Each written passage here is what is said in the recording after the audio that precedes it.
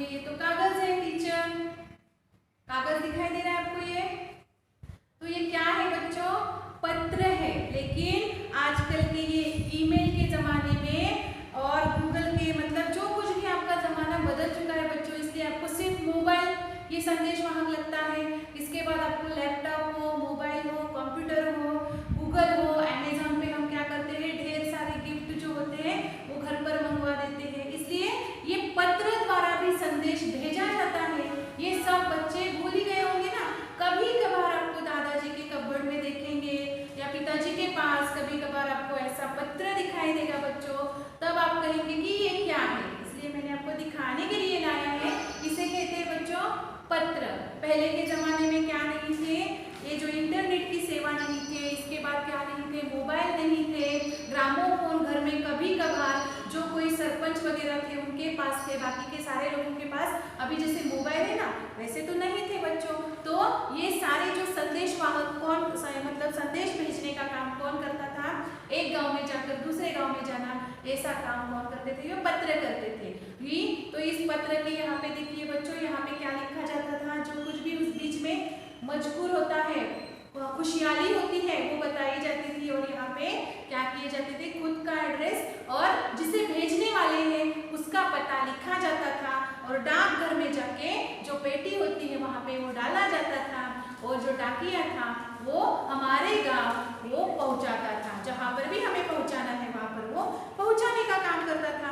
तो बच्चों आप भी देखिए पन्ना नंबर 51 में देखिए पत्र, ये क्या है बच्चों, आपको लेसन है पत्र लेखन, पत्र कैसे लिखा जाता है ये आपको रचना के लिए है। तब मैं आपको ये सिखाने वाली हूँ। सिर्फ यहाँ पर आपको पत्र जो है वो मैं आपको पढ़कर बताती हूँ बच्चों की। पत्र एक छोटे बाबूजी ने लिखा होगा, तो ये जो पत्र है वो न्यूयॉर्क से भेजा गया है अपने छोटे बच्चों के लिए होगा ना, बहनों के लिए। यहाँ पे ऐसा कोई प्रस्तुत नहीं किया गया, लेकिन फिर भी आपको मैं ये पढ़कर बताती हूँ, ठीक है। ये आपको रीडिंग के लिए है, आप इस पर ध्यान दें, इसलिए मैंने क्या किया है यहाँ पे आपको पत्र भी दिखाया है। इसे कहते हैं पत्र बच्चों। तो पन्ना नंबर 51 में देखिए पहला है यहाँ पे पत्र बफला न्यूयॉर्क। प्रिय नित्या, तुम्हारा 17 जनवरी का पत्र मिला। तुम प्रतियोगिता में भाग ले रही हो, ये पढ़कर बड़ा अच्छा लगा। लेकिन एक बात ध्यान में रखना, जीतने पर घमंड से बचना और प्रथम न आने पर मन छोटा मत करना। जीत महत्वपूर्ण है, लेकिन अपनी पूरी क्षमता से प्रतियोगिता में भाग लेना भी अपने आप में एक उपलब्धि है। तुमने सेंट्स एवं डॉलर की फरमाइश की है, जरूर लाऊंगा, लेकिन मेरा ख्याल है कि घर में अमेरिकी सिक्के तथा नोट होने चाहिए। अस्मिका दाखिला तुम्हारे स्कूल में हो गया, ये अच्छा हुआ। अब तुम्हें एक दूसरे से भिड़ंत और स्नेह का आदान प्रदान करने के लिए शाम का इंतजार नहीं करना पड़ेगा। अस्मिता का अंग्रेजी लहजे बोलने का शौक बुरा नहीं, पर एहतियात ये रखो कि हिंदी बोलो तो हिंदी और अंग्रेजी बोलो तो अंग्रेजी। हर वाक्य में दो भाषाओं की खिचड़ी अधकचरेपन की निशानी है। सिर्फ यदा कदा तालमेल होना चाहिए। यहाँ बर्फ पिघल गई है, बसंत आने को है।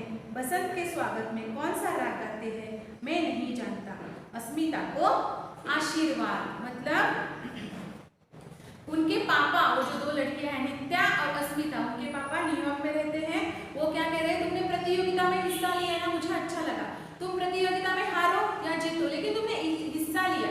तुम जीतने पर क्या करना, अभिमान मत दोहराना, गर्व नहीं करना कि मैं जीत गई, मैं जीत गई। तो तुम जीतो या हारो, लेकिन तुमने जो हिस्सा लिया मुझे अच्छा लगा। तुम्हारी जो बहन है उसे भी तुम्हारे स्कूल में ही दाखिला मिला, इस पे पर मुझे बहुत खुशी है। हमारे घर में भी क्या है, डॉलर्स, जो अमेरिका का निशान होता है। जैसे हमारा यहाँ पे रुपया होता है, उनका क्या होता है, डॉलर्स होता है। हमारे घर पर जरूर है बच्चों, ऐसे वो बता रहे हैं। और तुम हिंदी बोलते समय कैसे बोलो, एक तो हिंदी भाषा बोलते समय हिंदी बोलो, अंग्रेजी भाषा बोलते समय अंग्रेजी बोलो, लेकिन दोनों का मेल मत करो, दोनों की खिचड़ी मत पकाओ, आधा हिंदी और आधा अंग्रेजी, ऐसा मत बोलो, ऐसा उन्होंने कहा गया है। और ये कहा है कि तुम अभी एक ही स्कूल में तुम्हारा दाखिला मिला है, तो शाम तक तुम्हारा जो अस्मिता का जो इंतजार करना पड़ता है ना, हमें झगड़ा करने के लिए या बातचीत करने के लिए, वो नहीं करना पड़ेगा ना, क्योंकि वो भी तो तुम्हारे ही स्कूल में है, ऐसा उन्होंने कहा है। और बसंत ऋतु आ रहा है, मुझे आप सभी को मेरा आशीर्वाद है और सस्नेह नरेंद्र नाथ जी, मतलब उनके पिताजी का नाम होगा। तो ऐसे पत्र का एक यहाँ पे क्या दिखाया गया है, नमूना दिखाया गया है। पत्र लेखन कैसे लिखते हैं, एड्रेस पता कैसे लिखा जाता है, ये आपको मैं जब रचना मतलब ग्रामर में ये आपको मैं पढ़ाने वाली हूँ, लेकिन फिर भी ये रीडिंग के लिए बीच में आया गया लेसन है, इसलिए मैंने आपको ये पढ़ाया।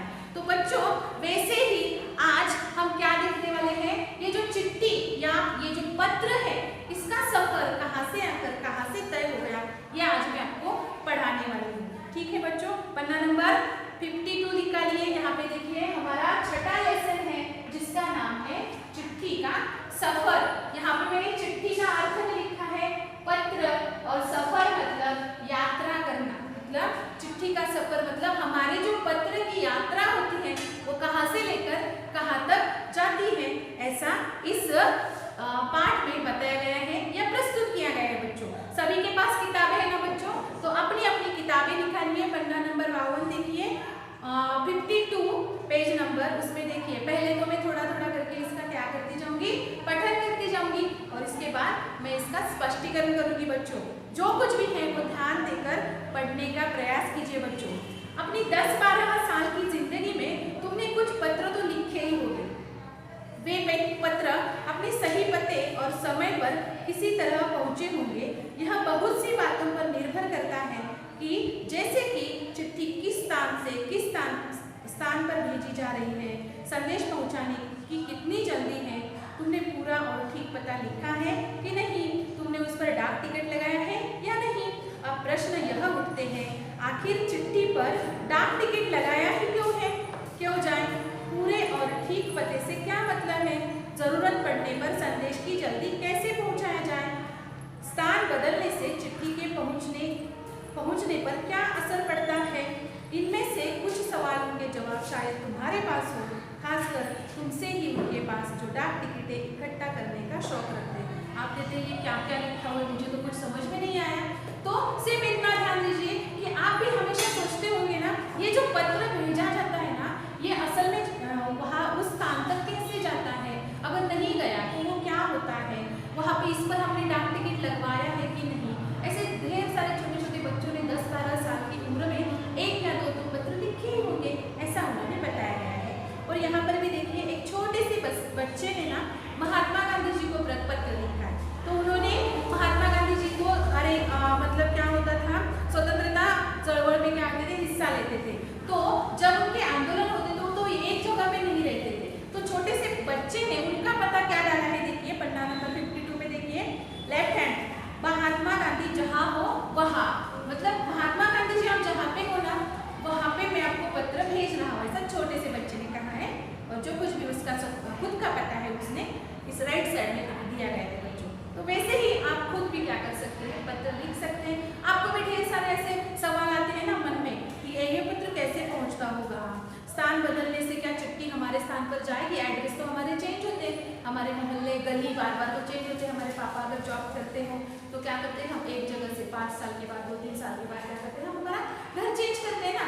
तो आपको भी ऐसा लग रहा होगा कि अरे घर चेंज हो जाने पर क्या होगा, हमारा जो पत्र है वो दूसरे ठिकान पर दूसरे स्थान पर जाएगा, ऐसा आपको भी लगता होगा ना। तो ऐसे कई सवाल आपके मन में क्या होते हैं बच्चों, गुजरते हैं। तो ये दोनों पते किस तरह से भिन्न है, गांधी जी को भेजे गए पत्र में पते की जगह लिखा है महात्मा गांधी जहाँ हो वहाँ, वर्धा, मतलब जहाँ पर आप हो ना, ऐसे एक छोटे से बच्चे ने क्या किया है कि आप जहाँ पर हो ना वहाँ के लिए मैं आपको यहाँ पे पत्र भेज रहा हूँ।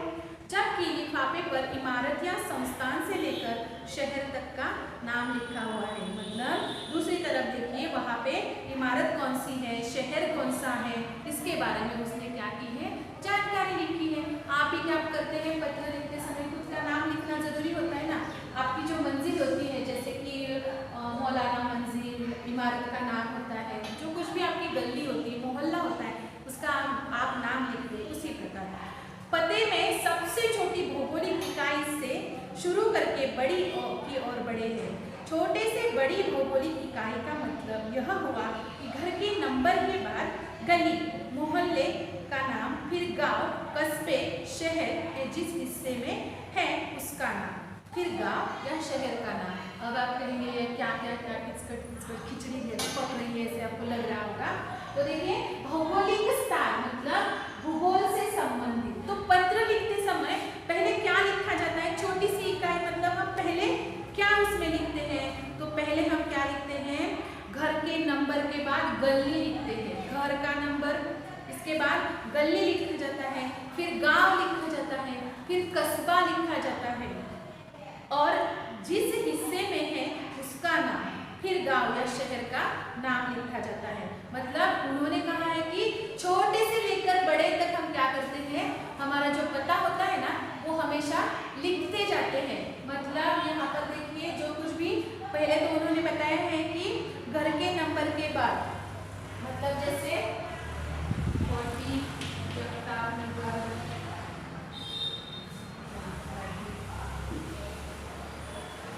नंबर होता है हमारा,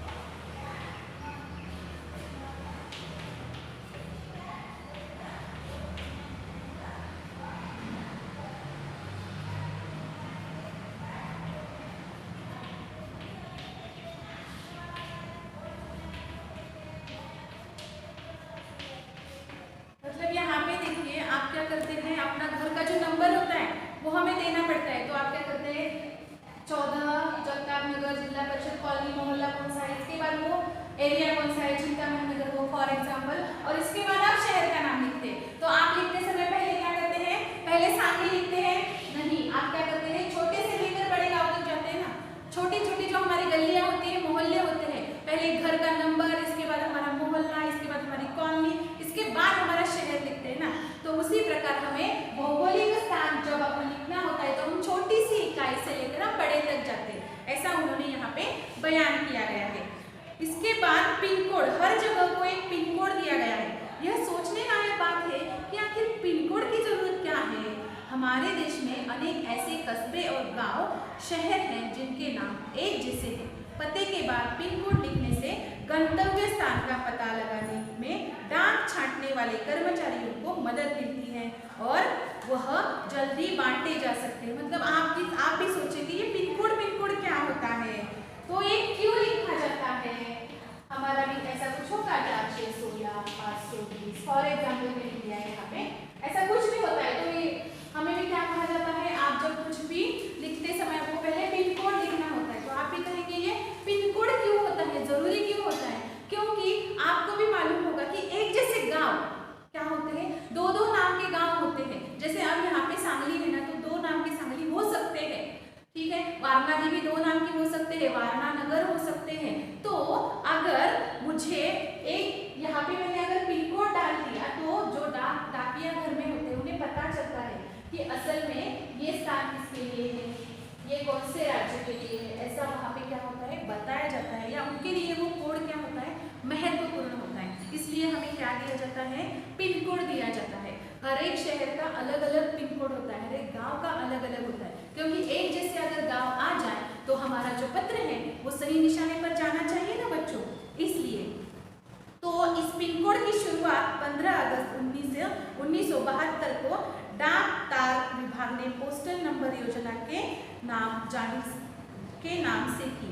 जाहिर है कि गांधी जी को मिले इस पत्र और उन्हें मिले किसी भी पत्र पर पिन कोड का इस्तेमाल नहीं किया गया था। फर्क सिर्फ पिन कोड का ही नहीं, समय के साथ डाक सेवाओं में निरंतर बदलाव और विकास का होता है। मतलब बच्चों उसके बाद नीचे उन्होंने थोड़ी बहुत क्या की है, महत्वपूर्ण सूचना यहाँ पे दी गई है कि पिन कोड का अर्थ क्या होता है।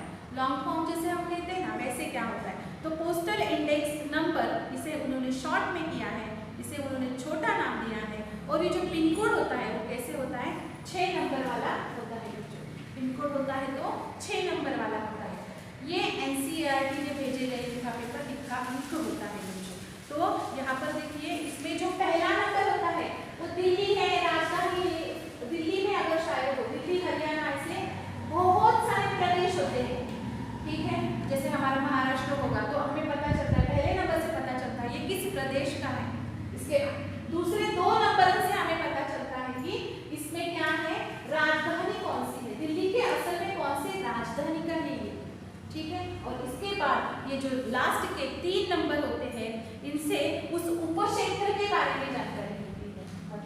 से अगर सांगली हो, सांगली में से अगर उसमें से कौन सा, ये जो 3 नंबर है इनसे ये बात है। इसलिए बच्चों पत्र पर पिन कोड लिखना बहुत ही जरूरी होता है। अब वो बच्चे, उस बच्चे ने भी क्या किया है बच्चों कि गांधी जी को भेजते समय क्या किया था, खुद का पिन कोड तो लिखा ही होगा ना, तो उन्हें तो वो पत्र जहाँ पर होंगे ना वहाँ पर उन्होंने उनके जो कुछ भी सहकारी थे उन्होंने उन्हें पहुँचाया ही होगा बच्चों। अब तुम्हारा स्कूल जहाँ पर है उस इलाके का पिन कोड पता कीजिए, मतलब आप भी क्या कीजिए बच्चों, खुद का पिन कोड जान लीजिए और डायरी में या कहाँ पर भी आप कीजिए, लिख लीजिए। उसके बाद पिन कोड की जानकारी डाकघर से प्राप्त की जा सकती है, ऐसा उन्होंने बताया गया है। डाकघरों में टेलीफोन डायरेक्टरी की तरह पिन कोड मतलब डायरेक्टरी भी होती है, तो आपको उससे पता चल जाए कि आपका पिन कोड क्या है, आपके स्कूल का पिन कोड क्या है बच्चों। प्रमुख जगह शहरों के पिन कोड नंबर उन्हें कहाँ कहाँ मिल सकते हैं ये भी तुम जान लो, ऐसा उन्होंने बताया गया है। इसके बाद देखिए बच्चों, तो पिन कोड क्यों जरूरी होता है ये मैंने यहाँ पे आपको बताया है। बहुत पुराने समय में कबूतरों के द्वारा संदेश भेजे जाते थे। अब आप कहेंगे पुराने जमाने में क्या था, पिन कोड वगैरह दिया करते थे? तो नहीं, आपको भी मालूम होगा, आपने पिक्चर देखी होगी कबूतर जा जा जा, ऐसा गाना भी है, देखो उसके मुंह में क्या दिए है, एक पत्र लिखा गया है और उसे भेजा गया है और गाना है वहाँ पे, मतलब वो संदेश वाहक का काम करते हैं बच्चों।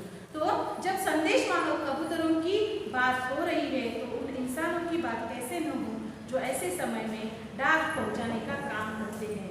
मतलब अभी आपको पता चला होगा कि कबूतर अगर क्या करते हैं, संदेश वाहक का काम कर सकते हैं, तो हमारे जो पत्र है ना ये कौन पहुंचाता है, ऐसा भी आपके मन में सवाल खड़ा हो रहा होगा।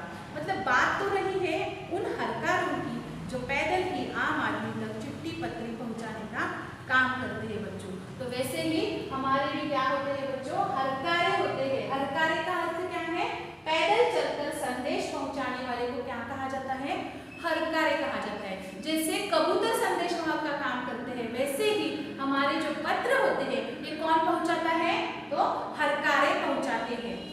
और इसी के साथ उन्हें और एक काम सौंपा जाता है, जो डाकघर की रक्षा करनी पड़ती है ना, वो भी उन्हें करनी पड़ती है। अब आप कहेंगे कि डाकघर की रक्षा क्यों करनी है, क्योंकि अगर एक बूढ़ी दादी जी है, उसका बेटा अगर आर्मी में है तो वो अपनी माँ को क्या करेगा, पैसे भेजते समय मनी ऑर्डर करता है, उसमें मनी ऑर्डर से पैसे भेजे जाते हैं। अगर एक डाक की सुरक्षा क्यों करनी चाहिए, जो कुछ भी महत्वपूर्ण पत्र होते हैं, इसके बाद मनी ऑर्डर होते हैं, ये सारी चीजें डाकघर में वहाँ पे पड़ी होती है, डाक ऑफिस में होती है वहाँ पे।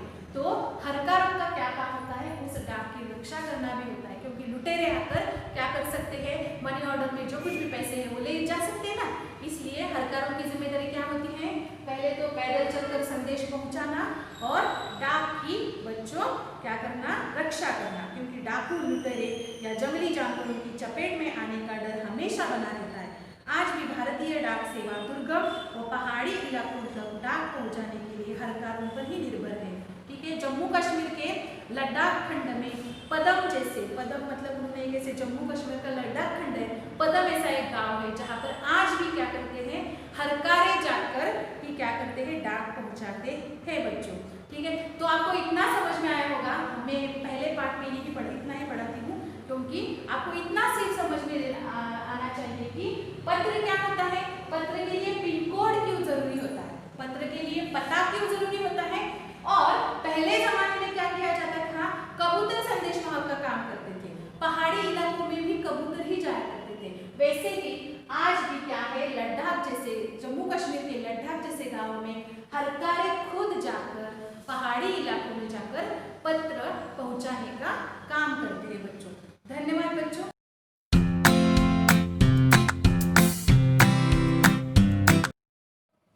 नमस्ते बच्चों, हमने हमारे पहले भाग में या पहले पार्ट में देखा था कि चिट्ठी का सफर हमारा छठा लेसन शुरू है बच्चों, और इसमें मैंने बताया था कि पिन कोड की जरूरत क्या होती है, पता क्यों लिखना जरूरी होता है। इसके बाद मैंने बताया था कि हरकारे क्या होते हैं, संदेश वाहक का काम और कौन करता है, तो कबूतर करते हैं। पहले जमाने में पत्र होते थे और ये पत्र पहुंचाने का काम, पैदल चलकर पहुंचाने का काम कौन किया करते थे बच्चों, तो हरकारे किया करते थे। और ये जो हरकारे थे ना, वो घुड़सवारी, मतलब क्या हुआ करता था, राजा महाराजाओं के पास घुड़सवार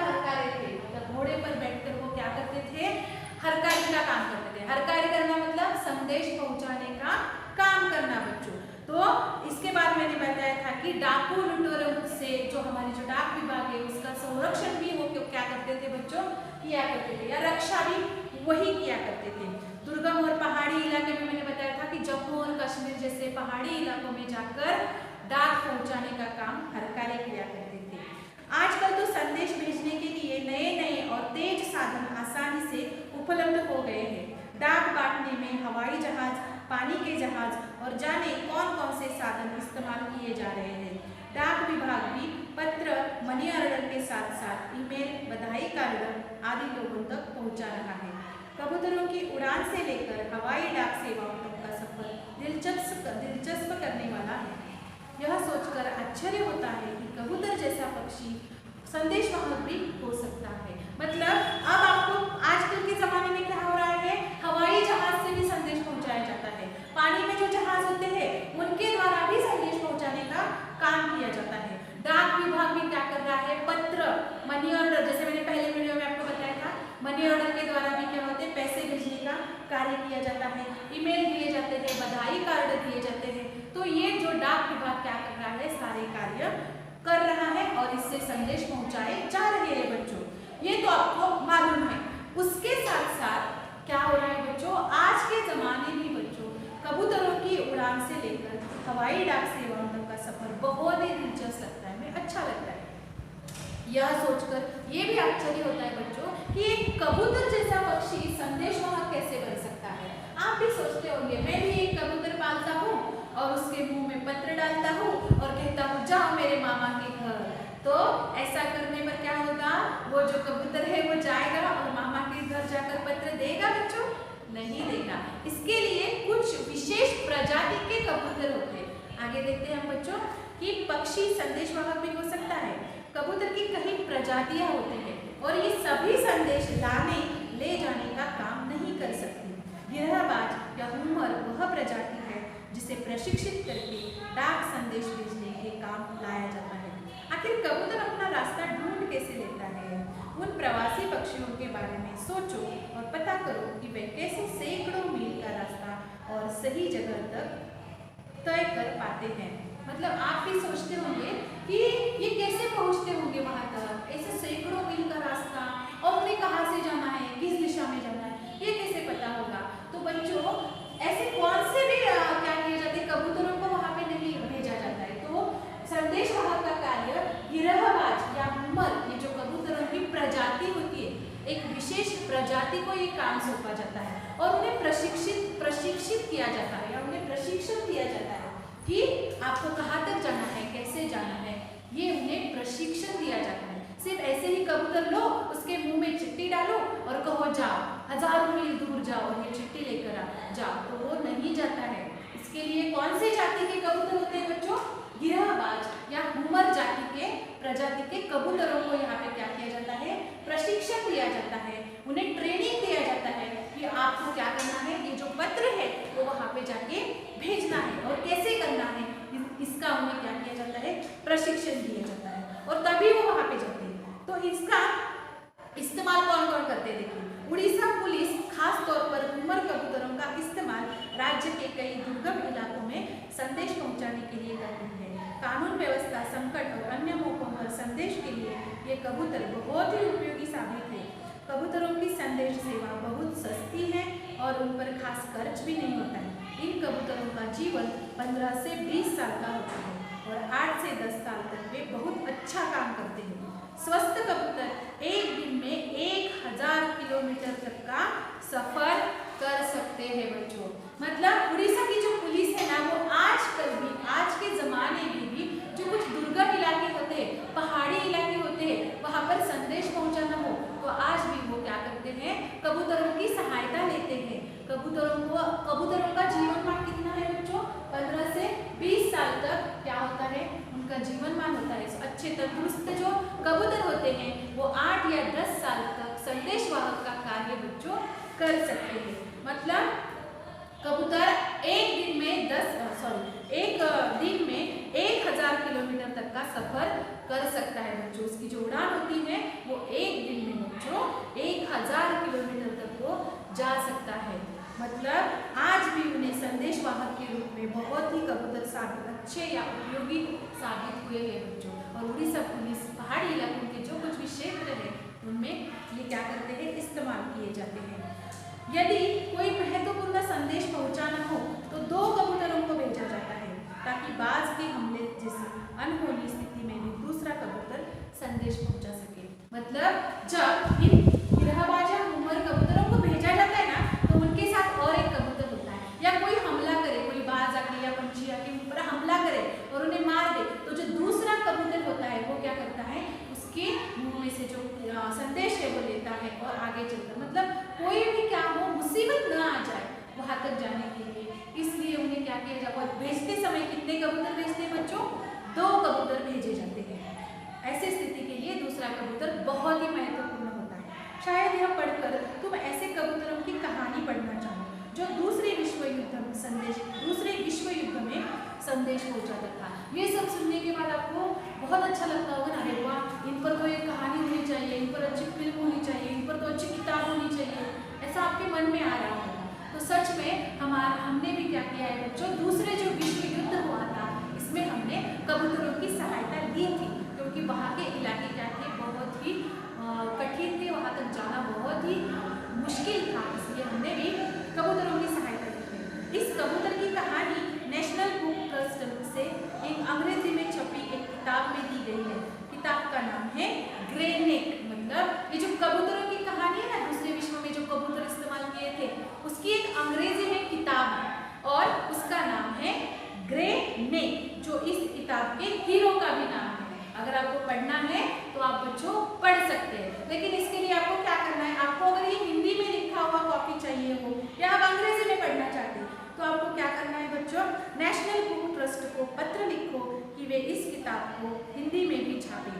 यह रहा उनका पता, नेहरू भवन 5, इंस्टीट्यूशनल एरिया पेज 11, बसंत कूच, नई दिल्ली 110070। मतलब यहाँ पे उन्होंने उनका पता भेजा है। आपको भी दिलचस्पी लगी होगी ना, अरे हाँ, कौन से कबूतर हो गए, उस हीरो का क्या नाम होगा, तो द ग्रे नेक ये क्या है, उस किताब का नाम है। अगर आपको चाहिए तो उनसे पत्र लिखिए और मंगवा लीजिए, ऐसा यहाँ पे बच्चों बताया गया है। मतलब आप सबको चिट्ठी का सफर, मतलब चिट्ठी की यात्रा, पत्र की यात्रा कहाँ से कहाँ तक दुर्गम पहाड़ी इलाकों तक भी पहुँच सकती है, इसके बारे में इस जो पाठ है इसमें आपको क्या गया है, बताया गया है या प्रस्तुत किया है बच्चों। तो आपको भी क्या करना है, पहले तो ये सारे शब्द लिख कर लीजिए अच्छे नोटबुक में, अच्छे हस्ताक्षर में, नोटबुक में अच्छे हस्ताक्षर में लिखिए।